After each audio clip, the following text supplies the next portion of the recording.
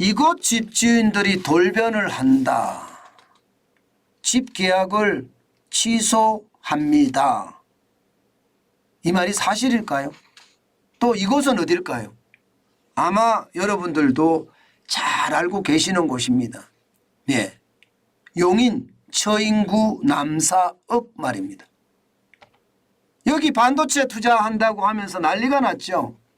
실제 2달 새 용인 처인구 남사읍에 있는 집값이 지금 얼마나 많이 올랐느냐. 예, 한숲시티 같은 경우는요, 보시는 것처럼 1억 3천만 원이 올랐습니다.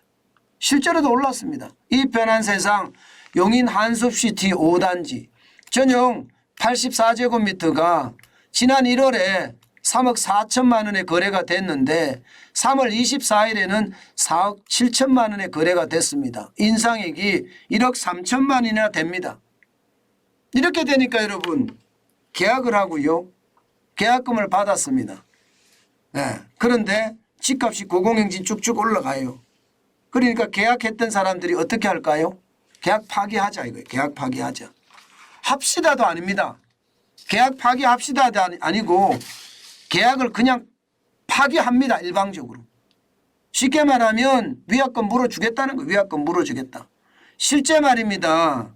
실제 3월 16일 이후예요. 3월 16일 이후 취소 신고를 계약한 경우만 하더라도 30건이나 됩니다. 30건.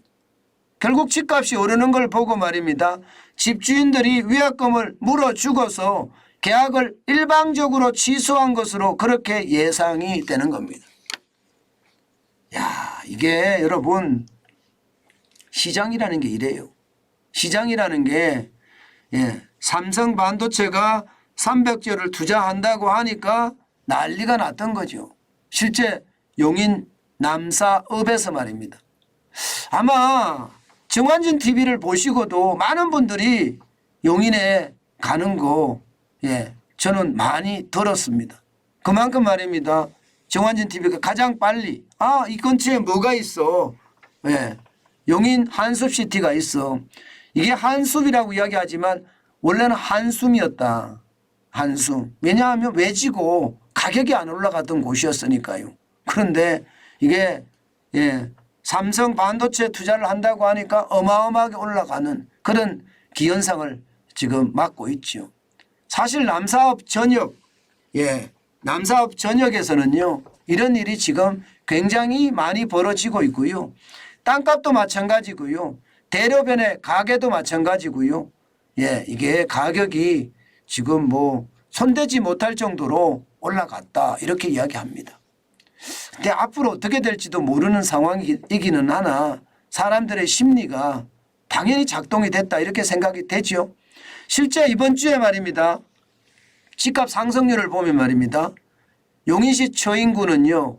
경기도가 마이너스 0.33으로 떨어졌는데 처인구는 플러스 0.29까지 올랐습니다. 실제로도 지표라상에도 오르는 겁니다.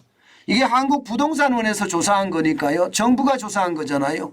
그런데도 불구하고 오른다는 것은 지금 용인시 처인구 특히 남사읍입니다. 남사읍 주변에는 집값이 굉장히 많이 오른다 이렇게 예상할 수가 있는 겁니다.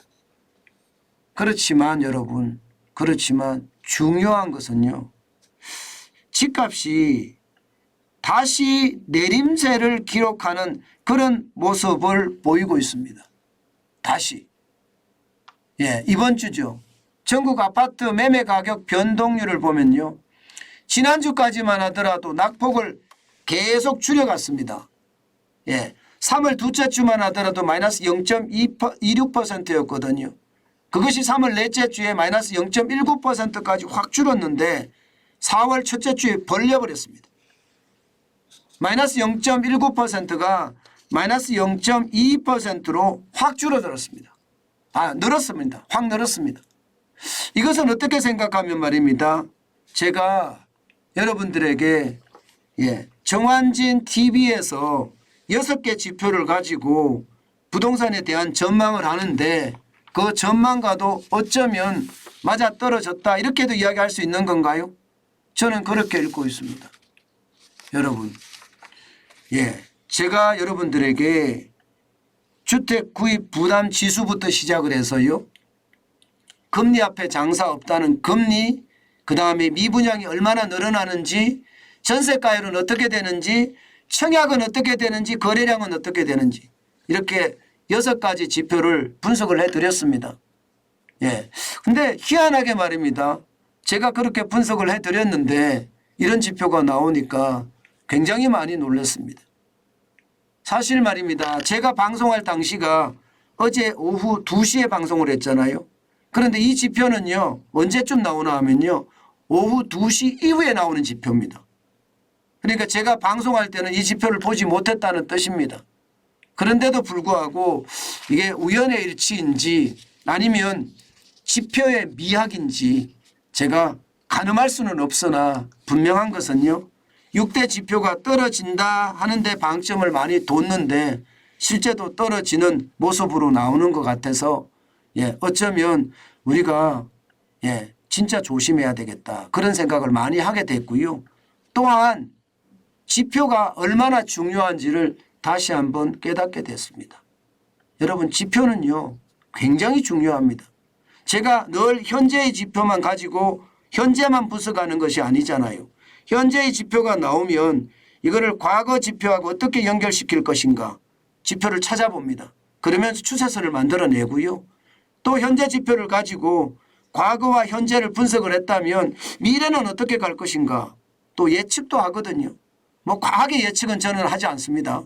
예를 들어서 뭐 앞으로 집값 더 떨어집니다. 이 정도로 하지 집값 폭락합니다. 이렇게 과하게 예측은 안 하는데요. 중요한 것은 그 예측들이 어느 정도까지는 예, 신뢰성이 있다는 거, 믿을 수 있다는 거 오늘 또 한 번 보여준 것 같습니다. 여러분 시장은요 결국 지표예요. 지표가 어떻게 분석하느냐에 따라서 굉장히 달라질 수 있거든요. 게다가 시장은 선행하잖아요. 지표보다가. 예, 지표보다 선행하기 때문에 지표는 현재 지표까지만 나와 있는데 시장은 미래 어떤 지표를 현재에 반영하잖아요. 그래서 이 지표를 추세선으로 이어서 과거를 보고 미래를 예측하는 것이 굉장히 중요하다.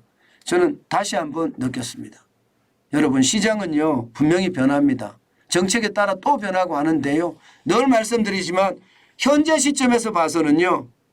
예, 집값이 더 떨어진다. 예, 앞으로 더 떨어진다. 그렇게 저는 예측을 해봤습니다.